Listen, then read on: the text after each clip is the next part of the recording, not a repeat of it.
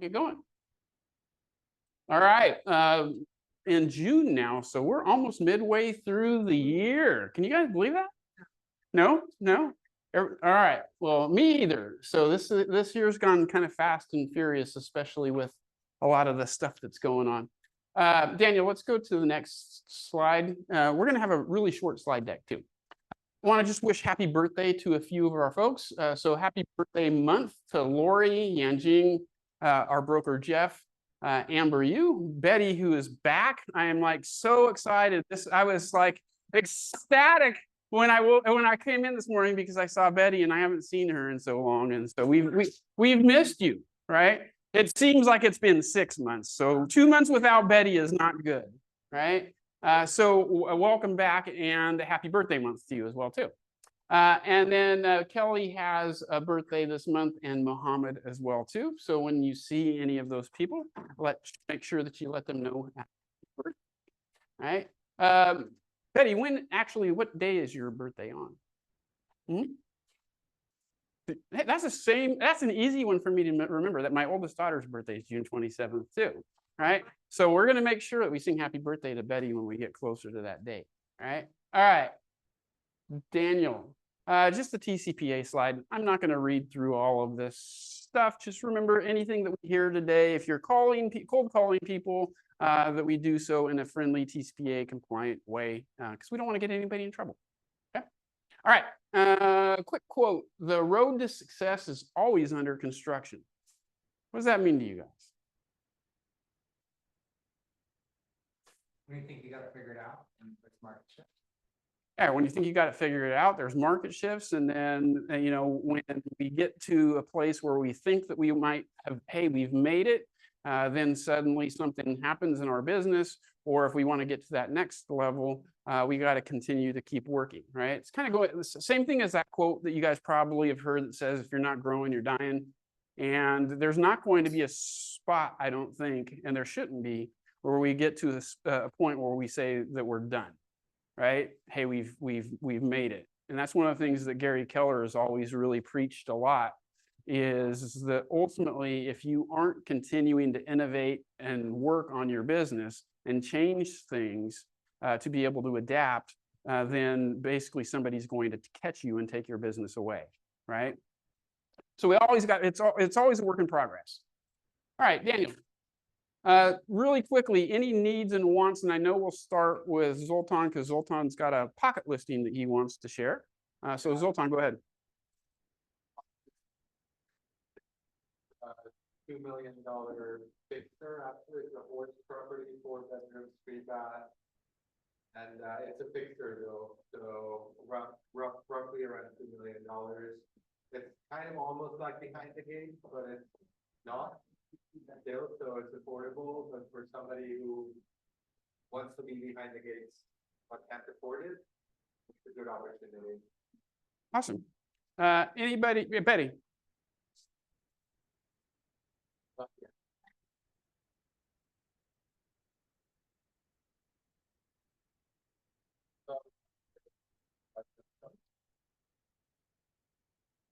Okay. Square footage.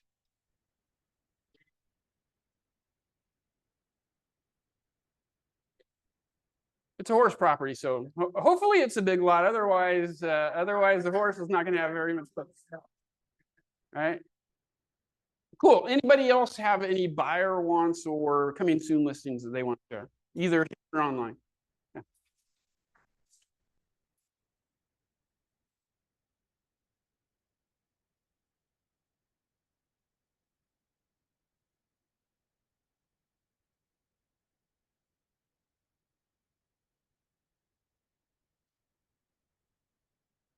Yeah. Okay, so that's Torrance. Cool. All right, so if you have somebody looking in Torrance, make sure you reach out to Rubina. Anybody else before we kind of move on? Yeah.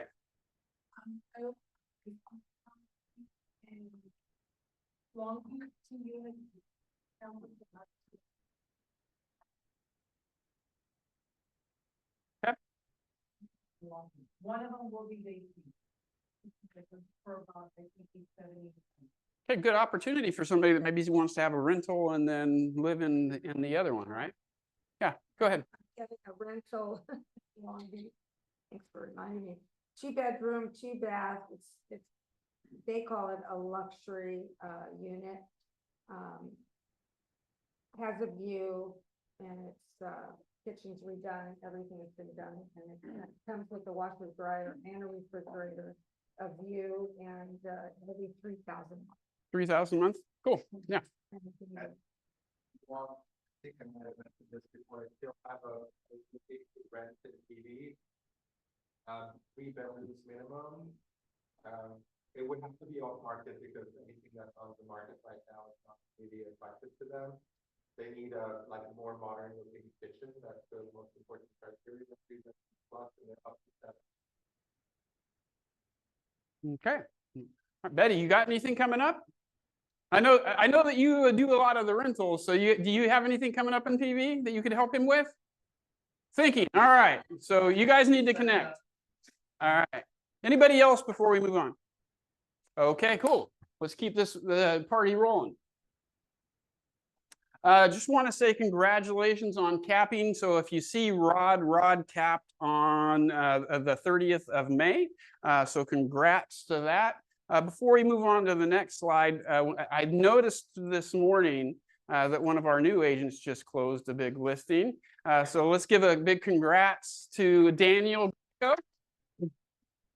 New agent, and it was how much was the listing? Not bad for a first listing, right? Okay, guy almost on his first deal capped in almost capped in one deal, right? So congrats. How did you get that listing too? Just so.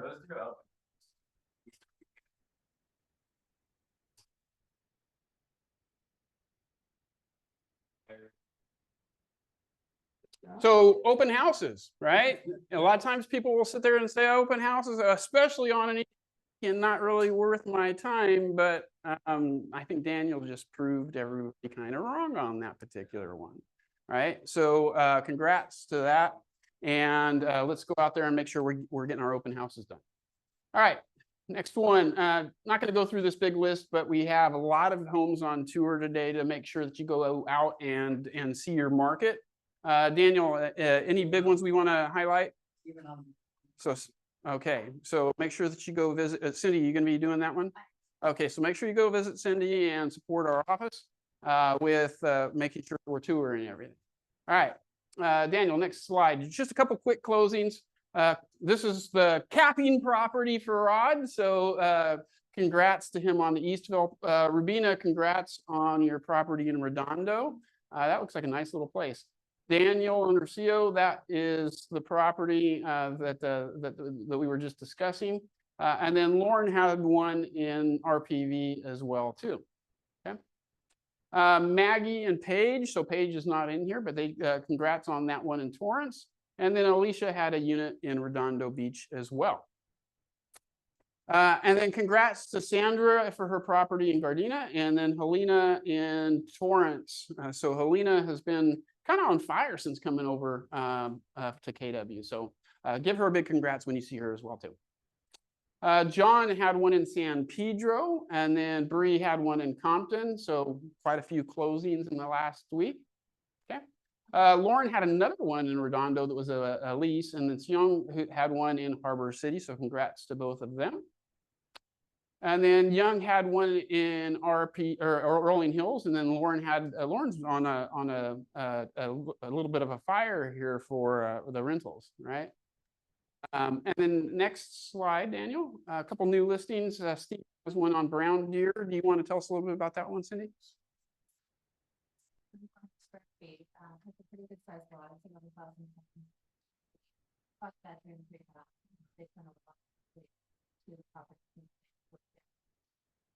Cool, and that's the one that's on tour today, correct? Okay, so make sure we go by Brown Deer and check it out. Next slide. Rocio, you have one on Chase Street in Northridge. You want to tell us a little bit about that?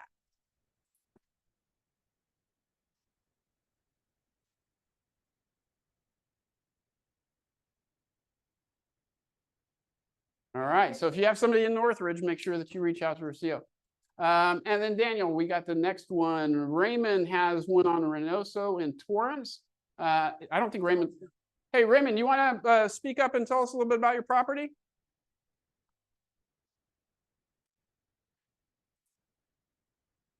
All right, I'll tell everybody about the property. It's 1,786 square feet, 3 beds, 2 baths, listed at $1,425,000, and it has a 2-car detached garage, and that one's in Torrance, right? Okay, Tuba, you got a new listing in San Pedro. You want to tell us a little bit about that one?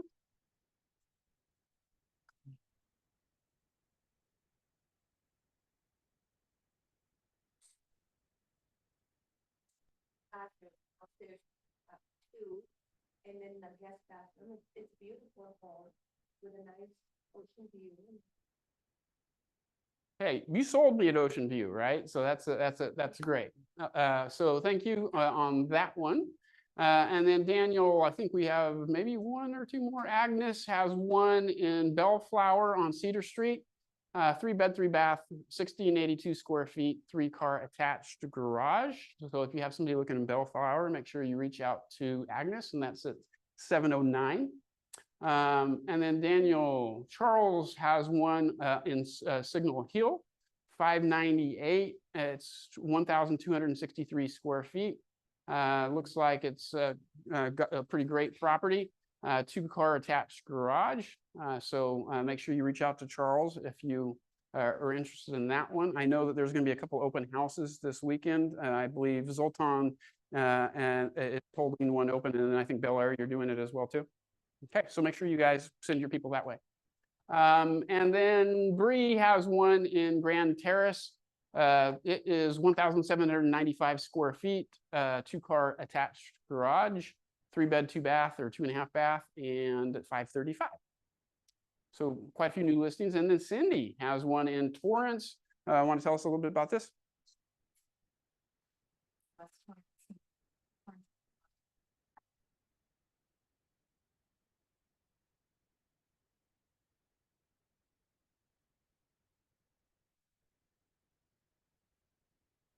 Cool.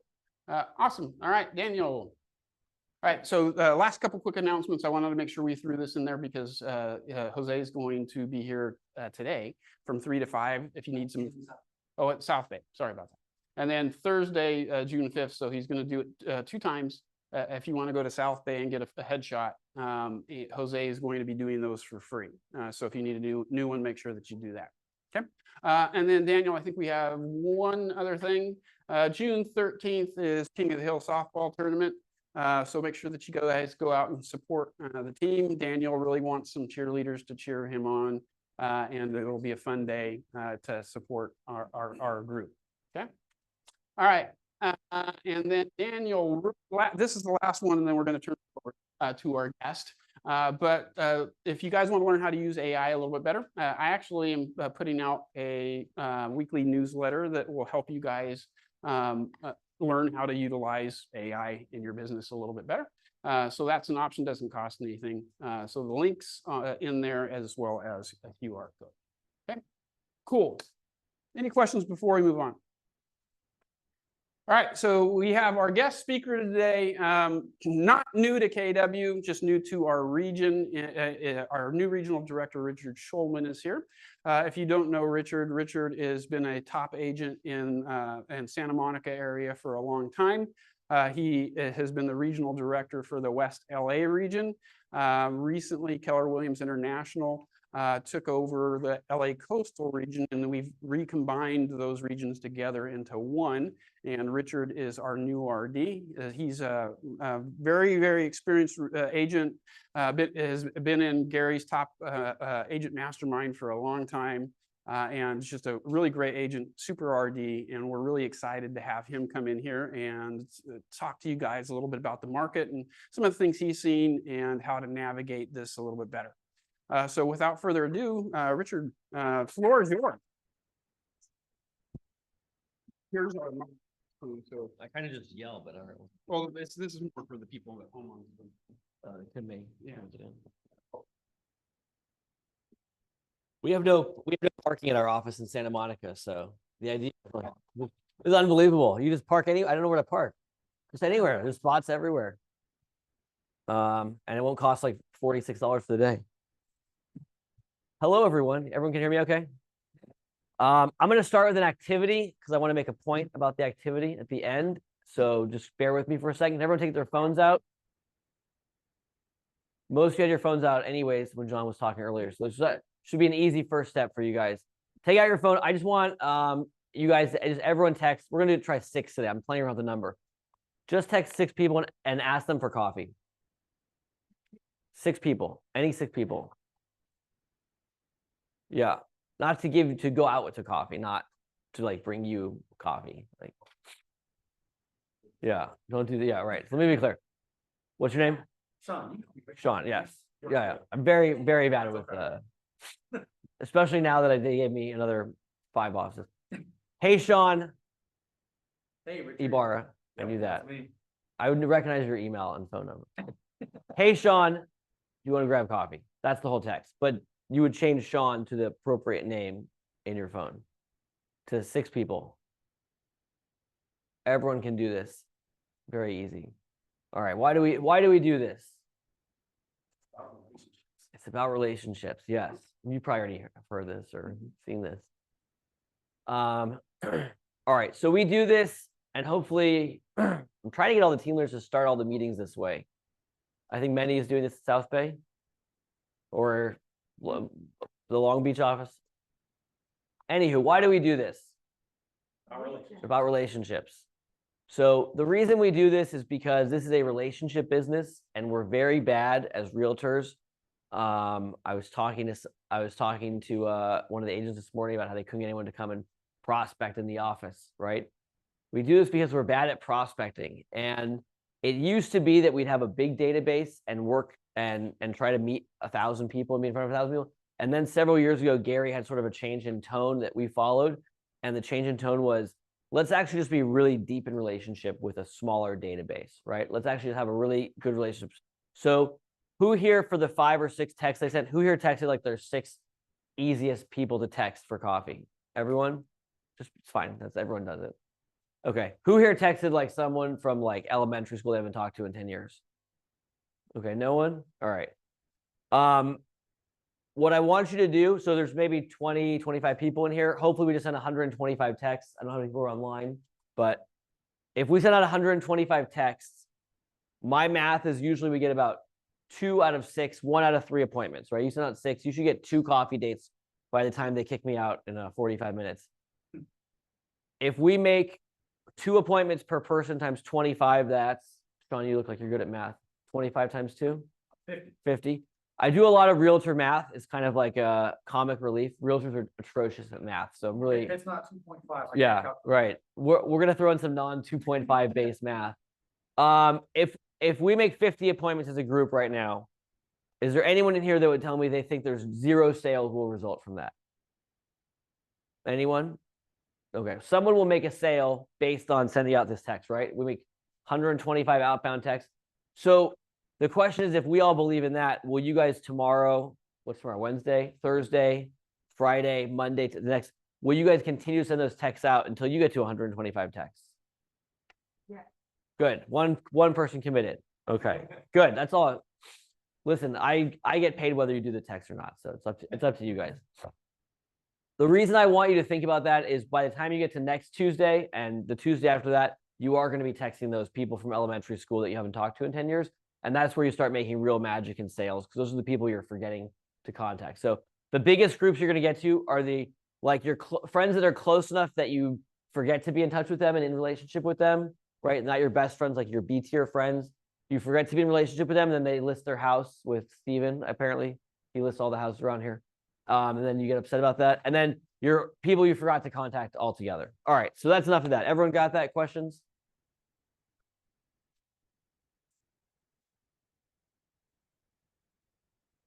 Did you have coffee with those people recently? Oh, well, I heard he's really good, so it happens. Anywho, let me introduce myself. I'm going to talk for a little bit. We can have an interactive conversation.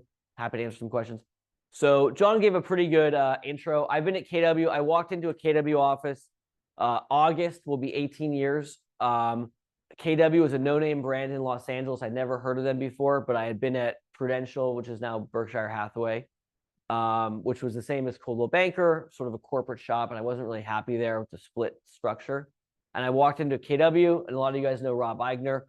I met Rob Eigner, and he said, "You cap on commission," and I said, "Well, I don't know, what is that? I don't understand." And he walked me through the math, and I was like, "Oh, this is a no-brainer." And so I joined KW. I was tremendously uninterested in anything that Rob had to teach. You guys know Rob? Some of you know Rob. Rob was the International Rookie of the Year for KW, knows a lot about real estate. I was uninterested in anything Rob had to share with me. I was uninterested in, you guys don't have it in here, but you probably have somewhere, you have like a triangle on the wall somewhere and some acronyms. I had no interest in any of that.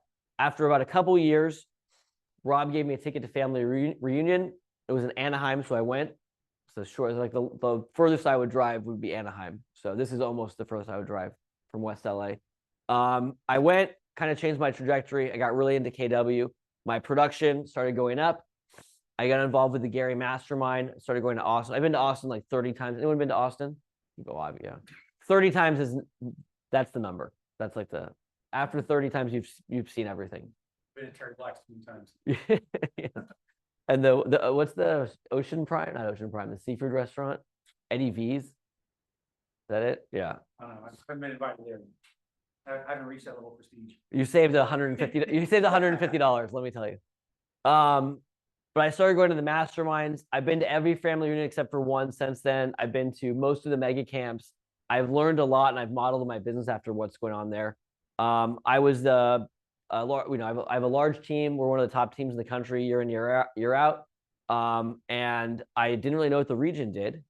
And I started asking around. I saw other regions were having events, big name speakers, mastermind calls, trainings, blah, blah, blah, all these things. And I raised my hand because I knew people who knew Gary. And I said to those people, why don't we have these things? And so anyways, without pointing any fingers or saying anything, I complained enough. This is actually, I'm gonna say it's a 98% true story. I complained enough that they basically said, okay, now you're the regional director, fix these problems. So here we are.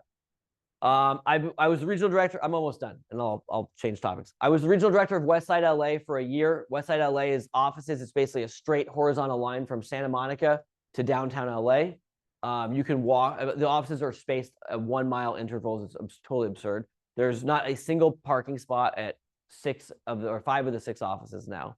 So appreciate this lovely parking structure you have. Manny's laughing at it's horrifying. The parking. I take the train to my office. The only way to get there.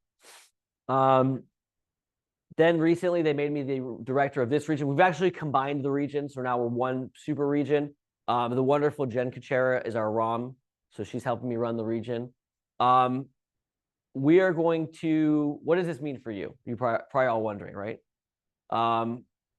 We are going to be doing, my number one main focus that you're going to see is focus to training events. I am 100% committed and believe in that training is the way that we're going to get to our goals. And we're going to talk a little about it today.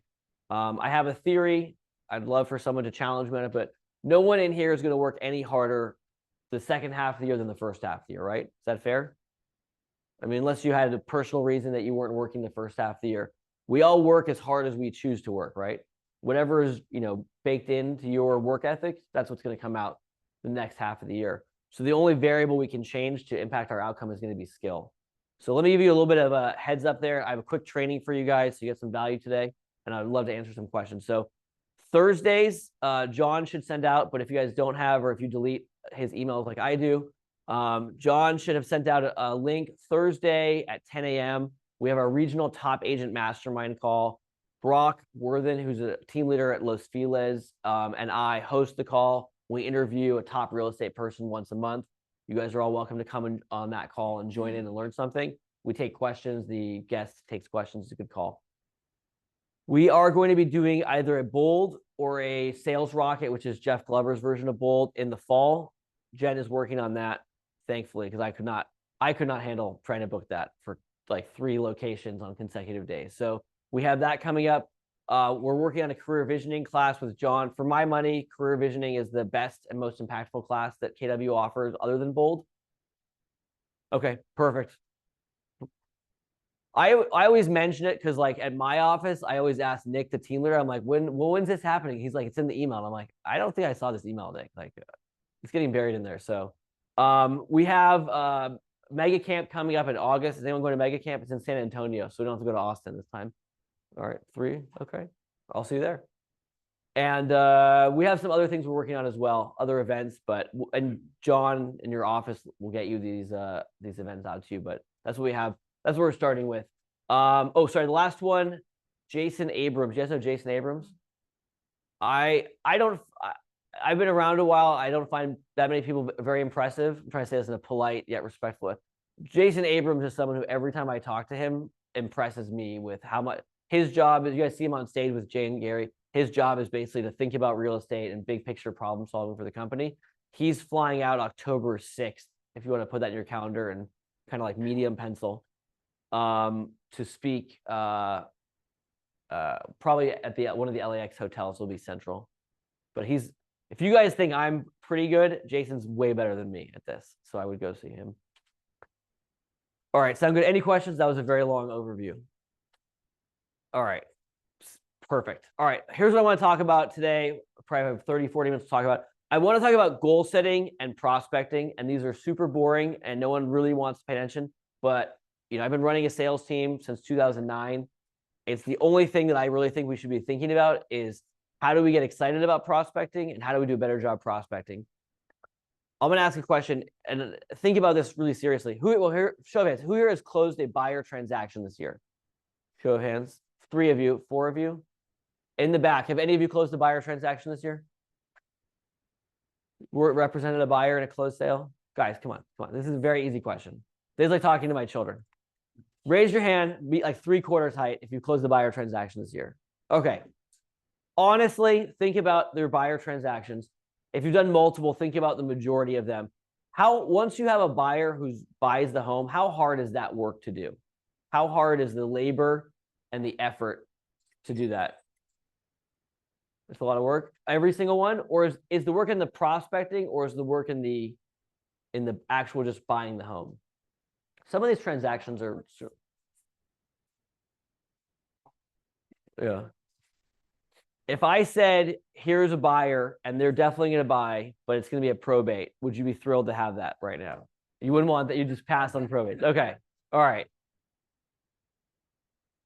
I'll send them to you. Yeah. The point I'm getting to, and I want you to think about this, I observe that the majority of transactions, maybe not this one, the majority of the labor we spend, the majority of the expenditure is getting to, let's say, the offer writing process, right?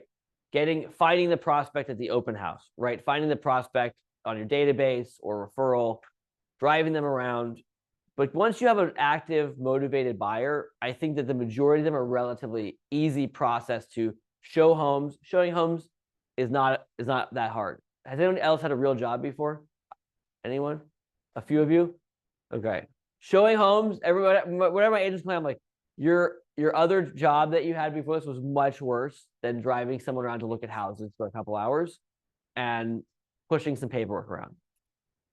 So I think that the prospecting is really the thing that we need to focus on, because I think everything else is easy. Everything else, if you can go find motivated buyers that are loyal to you, that know, like, and trust you, the rest of it's easy. So let's talk about goals. How do we do that? We got to work backwards, right? Answer to everything's a trick, right? How do we prospect more? Well, we got to think about our goals. John said this in the meeting. I think you said we're in the second half of the year now, right? We're well on the calendar, yes, but we're really like in the middle of the third quarter, right? If I gave you that magical probate buyer today, right? When are you closing them? When are you getting a paycheck on that? It's June 2nd. It's June 3rd today. 90 days is fourth quarter. 90 days is going to be into September, October timeline, right? July, August, September. Yeah. What's that?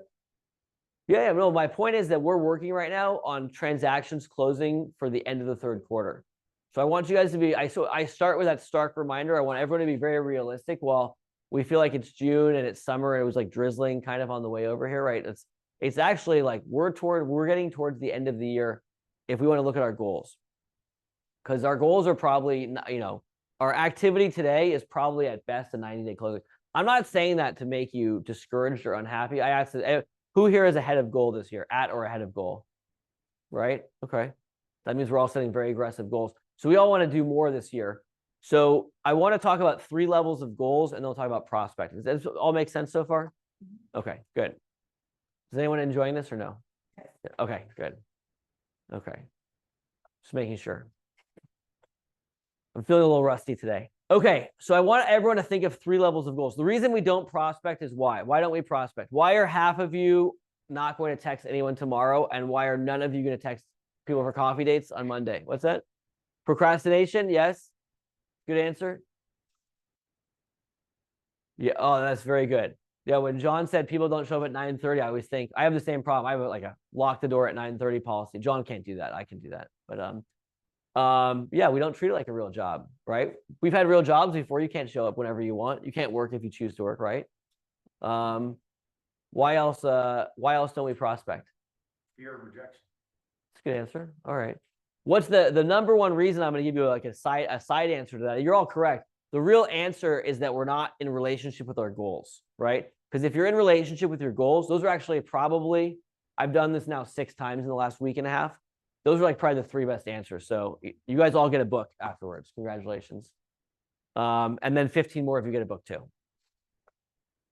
The reason we don't prospect, the reason why we're going to leave here and go on caravan for 3 hours and then take a break and then get to everything else tomorrow, right? Like you said, the procrastinating. The reason why is we're not in relationship with our goals. What does that mean?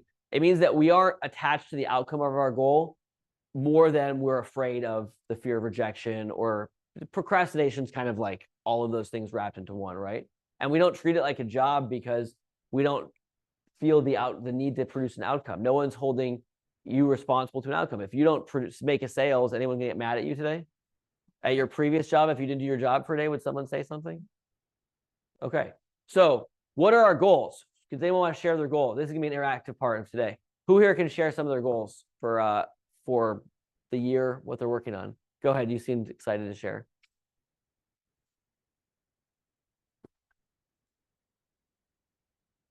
Okay. Okay. Sounds easy. Here you go. For answering questions. I'm gonna hand out books now. I have more. Don't worry. Everyone can get a book. Don't worry. But now you guys felt like you answered a question. You get a book. Okay. Your goal is 4 more transactions. Talk money to me. What's your average sales price? This is where the math is going to come. Okay. That's great. It's a very easy number to work with. What's your average commission? Just you personally, not a market average or any other recommendation. Okay. So times 4 would be 84.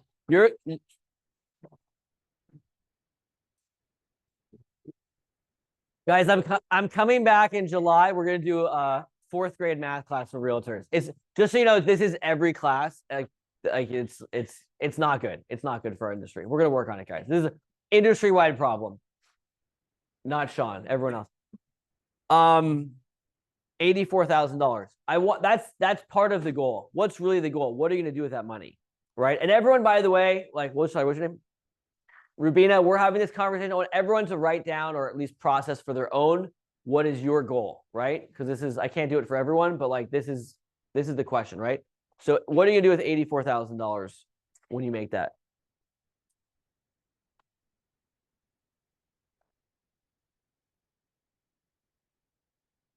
Okay. So your perfect answer, because you don't really have an attachment to the outcome, right? This is a problem a lot of us have. We have an arbitrary goal, right? We said 4 because we did 4 last quarter, or we did 3 last year, so we want to do 4 this year, right? The outcome we want to attach to is what are you gonna do with the money? You obviously have some expenses, I presume. We're not gonna get like all into the weeds here, but some of that money goes to your expenses and is not theirs. But what are you gonna do extra with the money? What are you gonna do that makes your life better today than it was last year? And everyone should be thinking about this for themselves, right? And if anyone wants to jump in, for being a break. Hold on, go ahead. Thank you for raising your hand. Here's a book. Great. Okay. Great. You said buy a boat? You said buy a boat. Finance. Yeah. I always look at it as read it and read it. So. Have you seen me talk before? That's the answer. Here, you get another book. Or buy that luxury car, it's 3 different buckets. And so averaging that. Yeah. So first of all, you should have a handle on what your expenses are. So you know that if I make $84,000 in the second half of the year, you should know what we call like a burn rate, right? What's your burn rate? How much are you spending every month just to operate Rubina, right? Housing, food, insurance, business expenses, parking at the office, all these expenses you have to factor in. So you should have a sense of what's that profit going to be for you. Yeah, go ahead.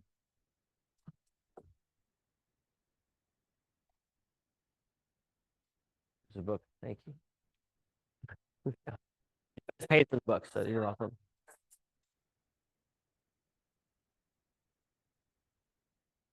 Yeah.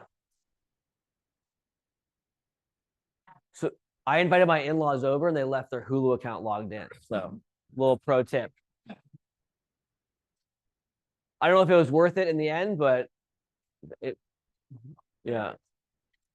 All right. So these are good points. I want to talk about a little bit of a different angle, but I do want you guys to have a sense of what you're spending and why. A lot of realtors, when I talk with my own team members about personal finances, I find that a lot of them, realtors are really bad at money. Manny, can you validate that? You've talked to more realtors than I have. Atrocious at money, right?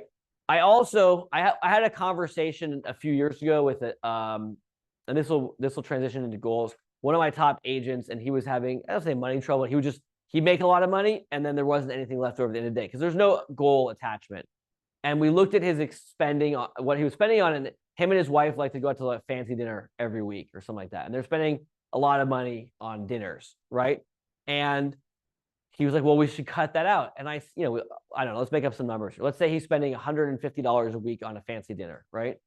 So I'll just save you guys a trouble. It's $7,500 for the year, right? And he's like, well, we'll cut it out. We'll go once a month or every other month. I said, do you and your wife like doing that? He said, yeah, we really like doing that. It's our thing. I said, okay, leave the fancy dinners. What do you think you can, how could all of you in here make $7,500 like in the next 2 months? What's a way you guys could quickly make that kind of money in this room? There's no judgment here. As long as it's TCPA compliant, I really don't care. Yeah, go ahead. Yeah, make a sale. 7,500 is like probably a small sale or a couple leases.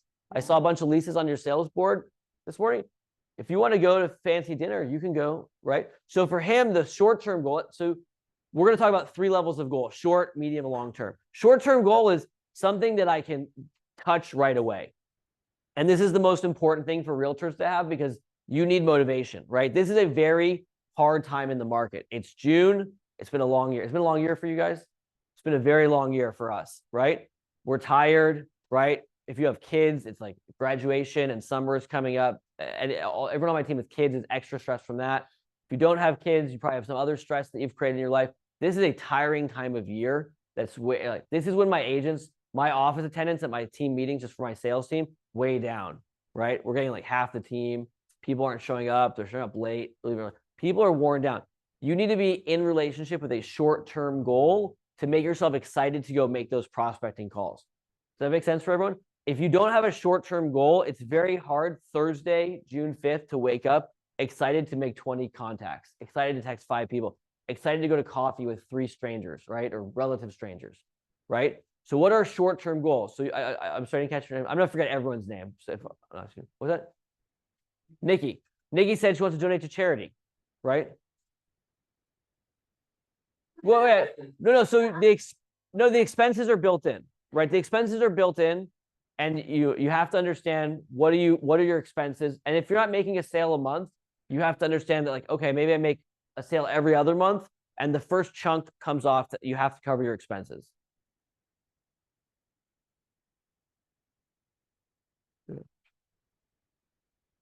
Yeah. Yeah, all the expenses come off the top, and then there's got to be money left. If you're just selling real estate, listen, this is not, this is a stressful job, right? Everyone agree? This is a hard job.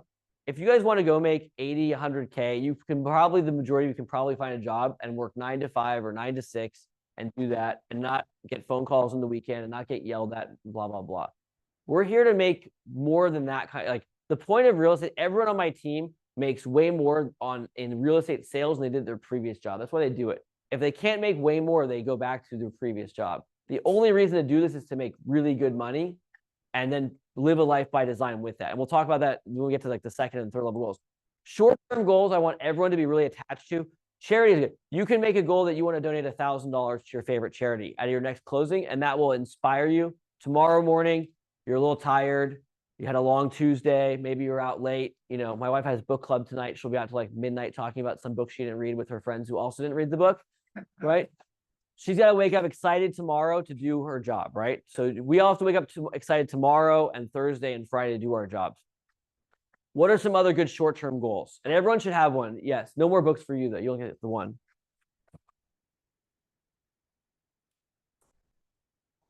Say you don't like your house to be dirty. Yeah. Okay. That's a really tangible goal, right? So short-term goals are really tangible. You can touch and feel them, and you are going to be able to solve them with one transaction. Some other good ones that I want you guys to be thinking about, and everyone should have one, right? And if that's your goal, right, I want you to have a plan for it, have a business plan for it. Put a picture of what that looks like next to your desk, right? I don't know what that clean house picture would be. Do you know you should know the person and what that person costs to do the job. And you should have a business plan. If you have someone's going to come for $150 a week, every week, we just did that math, that's $7,500 a year. You can go make one sale right now. It's not hard to make sales, even though the market's not, we can talk about that a little bit, but like, yes, the market's challenging, but it's not hard to make sales. My sales team, we're going to have our second best year ever this year after 22, right? Like there's money out there, right? The main reason why, we'll get this, is like, what's happening to the number of competing real estate agents out there in the world? Way down. Do you guys know what NAR reported for number of agents in the country last month? They stopped reporting numbers. They took that PDF off their website. And that's just people who pay the dues. That's if you pay your dues, it's another 12 months before you cycle out. It is not hard to go make sales right now, right? You can make a plan. You need to make one sale, and that will pay for a house cleaner for a year, right? You can go make one sale, make a donation to your charity. A couple other good ones. Summertime vacation's always easy, right? You can take a really nice vacation with whatever your profit on one sale is. You can pay for your kids' camp. You can pay off some credit card debt. You can buy yourself. I was making this joke. A woman on my team said she wanted an Hermes. I always pronounce this right. Hermes purse. You know what this is, okay? And then I Googled it. They're like $40,000, and I'm like, your price point is not that. I'm like, maybe like a knockoff, maybe. Yeah, so it's not that one. She's like at $1.2 million price point. So I think it's like a much cheaper purse. By the way, I don't mind that to be your goal. I don't think that's a bad thing, but it can't be your goal every sale to buy a purse or buy like a fourth, you can't just go make 12 sales a year and then every sale is like a vacation and a purse and then you just end up with a lot of stuff you don't need. But right now I want everyone to write down and have a picture, vision board, business plan for what their goal is. Find the house cleaner and find the cost and understand what that looks like for you. And then work backwards on a plan to do that. All right, let's talk about medium and long-term goals in the same bucket because they're kind of related. Long-term and medium-term goals are goals you're not going to accomplish on one sale, except for this guy here with his $3 million first deal. I want you to know it's only uphill. After a $3 million transaction, like never go under 3. It's a step backwards in your business. Medium and long-term goals are going to be goals that you can't accomplish in the short term. You can't accomplish with one transaction and are going to be really hard for you to get excited for day in, day out, but you're going to have a long-term relationship with it because like I said, your goal just can't be purses and, you can only need one house cleaner, right? If you make, okay, I assume that's part of the package, right? But let's say at most 3 house cleaners, right? And then you need to find something else. So you can't just spend your money on stuff all the time, right? And that's not the point is not me coming in here and saying, let's go buy purses and vacations with what we're doing. I just want you in the middle of the year to be excited about something to make a sale. Medium and long-term goals, what are those almost always going to revolve around? Nikki, you said one of them. I don't know if everyone heard you. What was it?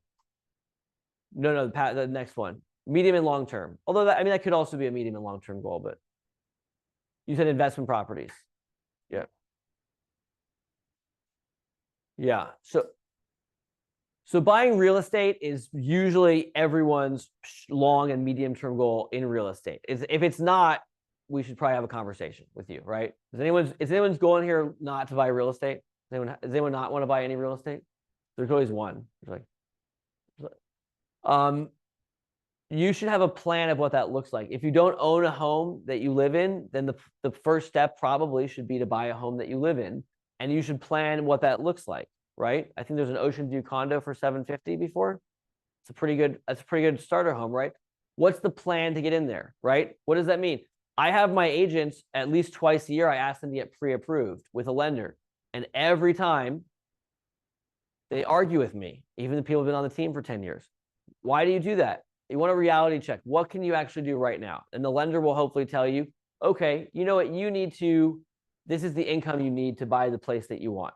You need to clear off this debt to make your credit profile more attractive. You have your credit score is low. Here's a plan to fix your credit score. So homework assignment. Do you have an in-house lender here? Oh, you said the finance guy. I didn't know. I thought maybe you sold apartment buildings or something. Yes. Okay. No, I could tell that. I could tell. Okay. You said finance guy. I just thought like you're the commercial agent in the office. You might get some calls today, and maybe you could talk another time about getting that. But what does it look like to buy a home, right? How do I buy the home, right? It's not just like, well, I want to buy a home. That's a great goal. You need a plan now to execute on that. One of my agents did this one year. She printed out the house she wanted at her desk. I mean, obviously she's not going to buy that house. That house will be sold by then, but it's the idea of that house. And she updated it over time. Her house kept getting more and more expensive. Like her budget was, she kept making more money and the house kept getting bigger and bigger. Possibly. Well, also just like she just got more, bigger eyes about the property she wanted to be in. You want to put that picture up. Hold on 1 second. Put that picture up and then understand, what does that look like? What's the down payment on a $750? What's the down payment right now on a $750,000 condo?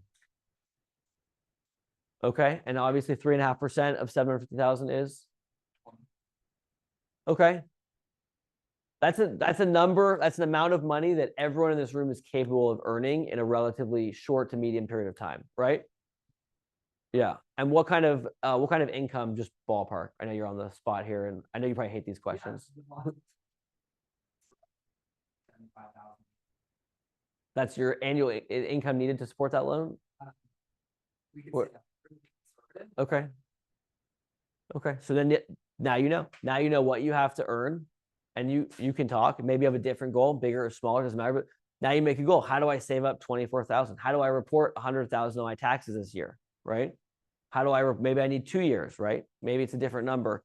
The woman I mentioned, she had the house on the wall and tape there, and it was down to a science. I think she was trying for 20% down. So she literally had, I remember the number, she had to make, she didn't want to work Fridays, which I think is a great idea. She had to make 32 contacts a day, Monday, Tuesday, Wednesday, Thursday. And she had some number of working days. She had like a month of vacation in there, but she had it down to a science, like 32 contacts a day, 4 days a week for 46 of the 52 weeks of the year, something like that. And she had her scripts and she had her goals and her plan. And that's how she got to the house. She ended up not buying that house, but she had a different house. And that's the level of specificity of the plan. So medium and long-term goals are almost always going to revolve around buying real estate or some other investment. And you're going to have to really get very specific with what is that. You can't just say, I want to buy a house. Talk to your lender, right? Get a sense. Don't waste his time. He's got stuff to do. Get a sense, right? Maybe that's enough information to give you a sense of what you need to do. Make a plan, right? How am I going to save $24,000, right? Maybe you really need 40,000 saved, right? Maybe you have some closing costs and some reserves. How do I save $30,000, $40,000 for that property? How do I get my income to that level? How many sales do I need to make? You need your run rate, right? If I make $20,000 a sale, and I make a sale a month and I spend $7,000 a month living, I only have $14,000 left over, right? Okay, does that make sense to everyone? It's a lot of math at 9:30 in the morning. I apologize. Sorry, you had a question? I find vision boards very silly. It's like, I want a plan board. right? I think when people do vision boards, I think that there's like too much going on. I think, yeah, I want like, what's my short-term goal? Your short-term goal is a purse, put a picture of a purse up, right? Put like the Amazon link or the Nordstrom link to the purse. Yeah. I don't want a vision board of like 75 things and there's some puppies there because they make you happy and you put some like pink sparklies. I see my agents do that at events. Look, what is my short-term goal? What will excite me today to wake up and make phone calls when I don't want to make phone calls today, right? And a lot of you are comfortable. A lot of you make enough money to live and are comfortable. You don't have the pressure or the pain. A lot of my agents on my team had great first halves. What happens when agents have great first halves? Slow second. 3-4 months off in the middle of the year, and then they all of a sudden October, they're like, Richard, the team is letting me down. I'm like, I haven't seen you at prospecting in like a month. Okay. Short-term goal. What's going to get me excited? Print out the link to it. So vacation, someone last week said a cruise. Print out the invoice form for the cruise. You want a housekeeper? Print out the name, the picture of the person, the pricing, some sort of visual thing I can look at, very simple, clean. You have a longer medium-term goal, very specific. How many contacts do I have to make today and every day to hit that goal, right? Go ahead.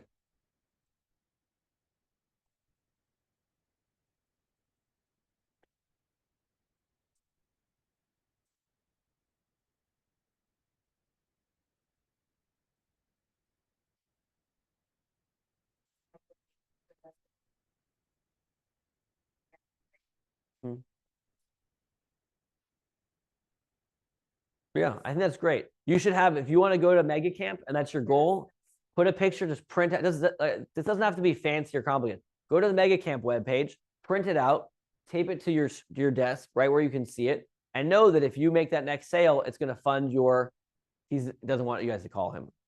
Okay. He's like, if he stays any longer, he's going to ask for more free services. Whatever it is, that's a great goal. Print it next to your desk and understand that I'm working to make this sale to make it to Mega Camp. And when I go to Mega Camp, I'm going to be a little bit better at real estate, right? Or if I do a mailer, I'm going to get some more deals. And then what's the purpose of those? So this is very boring and simple. And some of you are very engaged in this, which I love. And some of you are like, well, this is dumb. I know this already, but I promise you we're not doing it. Okay. So I want you to do the homework. And I know half of you at best are going to do it. And that's kind of like a microcosm of the real estate industry. This stuff works because I've done a sales team. Like I said, I hired my first buyer's agent in July 2009. I've had probably, I don't know, 100 different buyer's agents on the team. I just observe what they do day in, day out. Sometimes we just have to get back to basics. They come to me. The reason I took this job is so I can complain about my team to other offices. So don't repeat this back to them. They always come to me. We want to learn about how to sell commercial properties. We want to learn how to like really nail a listing appointment. I said, all we need to worry about is pick up the phone, talk about what's happening in the market right now, and make relationships with people. If you can do that, you can make a couple $100,000 a year and live a very nice life. And with a clean house, with some charitable donations, and whatever else you want. All right, that all makes sense. I want to talk about the current market. John, are we okay on time or a few more minutes? Okay. I've never gone under on time on a speaking engagement. So, anyone have any questions about goals, setting? This is a project. This is homework for you to do. This is a living project, right? When you accomplish your short-term goal, you need a new short-term goal, right? When you accomplish your long-term goal, you need a new long-term goal. So this will continue to go on. Everything just comes down to how do I get myself excited to pick up the phone and meet with people from my elementary school and meet with, people I don't want to meet with because I know they might do real estate with me, right? Right. I watch the agents. I don't need to call Al. I talked to him before. And I'm like, well, when? Like, look through your phone. It's like, oh, I talked to him last August. Oh, really? Like, if you took the 500 Al's in your database, do you think nothing happened to any of those people in the last year? So this is what we see. You guys understand where real estate business comes from, right? You guys understand it's not just open houses on Easter, right? My first sale was also my third. I always tell people this. My first sale, I just did a floor time call. No, it's a different thing, but it's like an open house on Easter, basically. And I sold them the house. They're also my third sale 2 months later. Like, you have to be in touch with your clients because things happen. And if you're not there in touch with them, like I said, I will be. So, all right. Any questions about goal setting? All right, everyone check your phone real quick. how many people made an appointment, a coffee date? And then I'm just gonna talk about the market of the moment, and then we'll get out of here, or I'll turn it back to John. How many people made a coffee date on their phone? You guys check. Good. John, 2. The one you did, I know it's like a peace sign. 2. Anyone more than 2? 1. Okay. Does everyone like that activity? All right, let's just talk about what's happening in the market right now. I want to give you guys some talking points. What I found is really helpful is just really thinking about what am I going to talk today with my clients about. I'm not a salesperson. Are any of you in here salespeople? No. Why is it such a bad thing? I think it's a bad thing. I think it has a connotation to Yeah. it that most of us gonna think of, but. Well, what do we sell? Yeah, we get what? We sell our services. The houses sell themselves. Who here has sold a lot of real estate in their lives? Have you ever, if you didn't exist, is there a single client of yours that would not have bought a house that ultimately, right? You sell the service. You've never convinced anyone to buy a house where otherwise they would not have bought a house? Maybe a couple of people you convinced? A lot. Would they have, Particular. not a particular house, if you just evaporated from the universe like in Back to the Future, would those people still have bought a house? Right.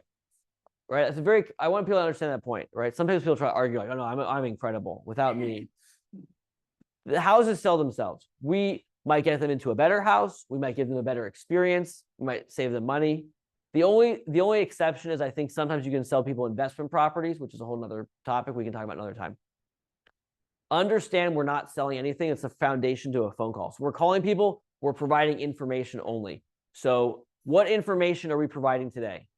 What's happening in your local? Let's just talk about talking points to go out to the marketplace with today. What are we talking about today to our clients? What's happening in your local market today? Yeah, give me a 1 sentence. Think about it. I'm gonna tie my shoe. It's been untied for like 40 minutes. I was thinking about, I just can't go any longer with this thing.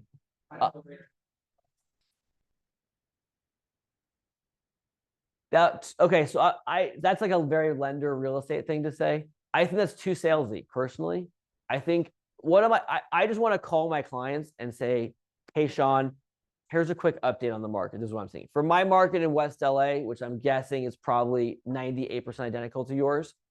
Right now, hey, Sean, right now we're seeing a total explosion of inventory and the buyer market is completely frozen. I would adjust how I said that depending on if Sean's a buyer, I'm calling and saying, hey, Sean, I know you put your search on hold a little bit, but I'm seeing buyers get deals out there. There's a ton of inventory. There are very few buyers. Like you can go out there and make offers and maybe work something out. Is that something you want to talk about any further? I would say just like that. And what's Sean going to say? I give him a yes or no question as a prospecting thing, which you're told sometimes not to do. What are you going to say to that? Yeah. There was only 2 answers, right?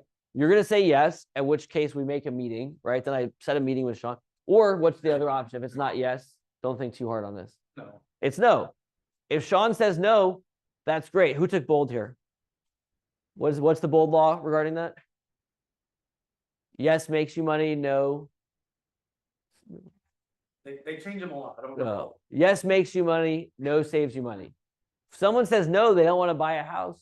Great. We're not going to convince them. Call the next person. If you're a seller, I'd say, hey, you know what? I know you were thinking about selling. I think you may want to move your timeline up. Like right now, we're just seeing a ton of inventory and very few buyers. And that's not a situation that's going to resolve itself anytime soon. Do you want to talk further about selling your home? Right? That's a market update adjusted to a buyer, adjusted to a seller. I'm not selling anything. I'm like, here's an honest assessment of what I'm seeing in the marketplace. Do you want to talk further about that? That's how I prospect. 100% of my prospecting calls are market update, close for appointment. It's a, what was that, 30-second phone call. And yes, if you say yes, I say, great, Sean, why don't we come meet at your house? Why don't we meet for coffee? Why don't you come to that, whatever it is? If you say no, I say, great, can I call you back in a month or 2? You say yes. So does that make sense for everyone? Okay, that's your prospecting call. The other prospecting call that you can try that I actually like by text message, and you guys coming off your meeting and you have your caravan now, I just saw an amazing property. I was at my office meeting and someone had a great property. Let me know if you're interested, right? We get a really good response. We'll have our agents text 300-400 people with a hot property. we get great response off that. Do they buy that exact property? Not usually, no, but they start a conversation. Last thing I want to say, and I'll get out of here. Unless you have any questions. It's a tough market, yes? Okay, this is going to be probably the lowest or second. Alan, many don't like where I'm going with this.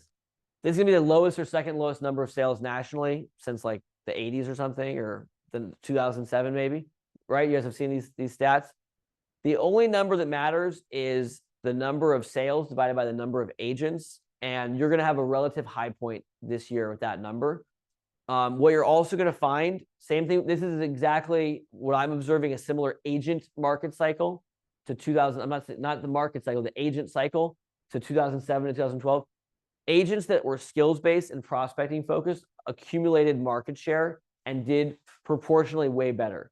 If you're prospecting focused, if you're skills-based, you're not going to grow your business a little bit because a few agents left the market. You're going to grow your business a lot because clients out there are going to start looking for better agents. You're going to start getting questions about, why should I hire you? Why are you the right agent?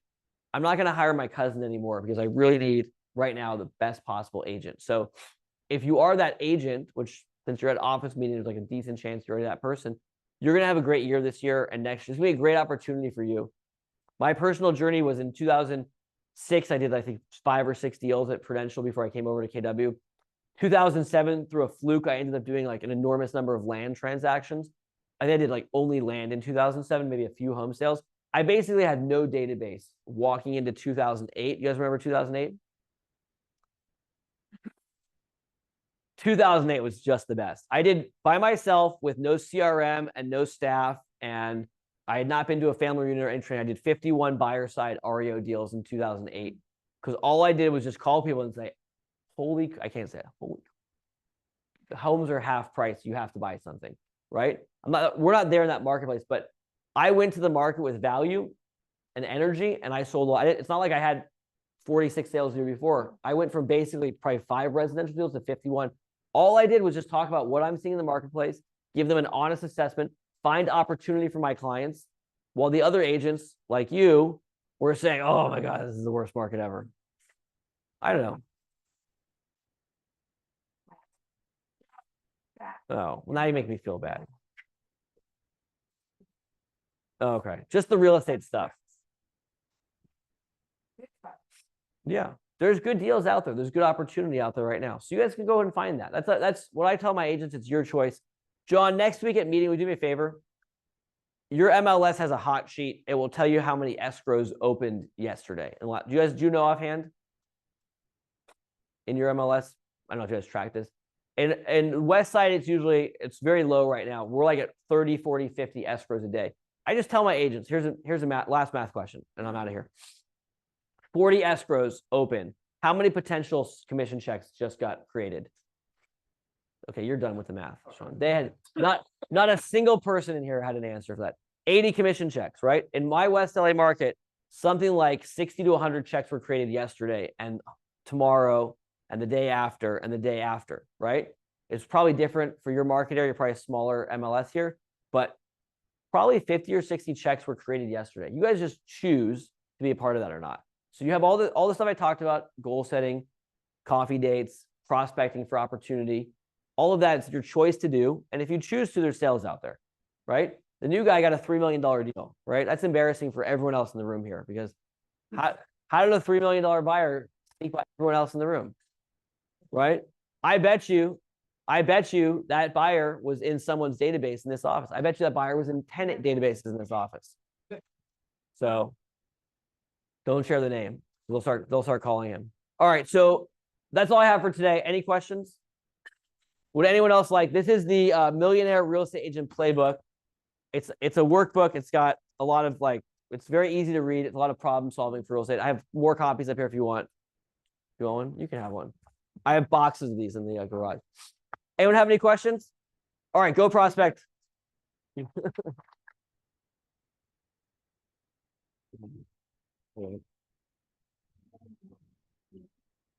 we go. There you go. Yeah.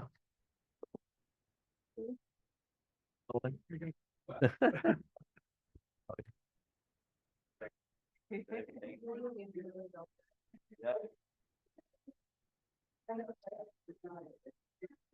not perfect, I already have. Okay, well, you give them someone who will use them.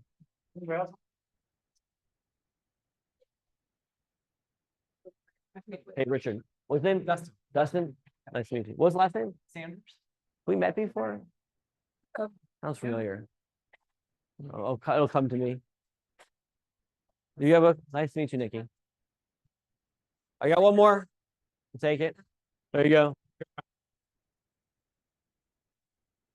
You keep the box though. Are we done? Okay. Out there. Tour, make your calls, and, Oh, thank you. cheer Schwartz and Wolfstead.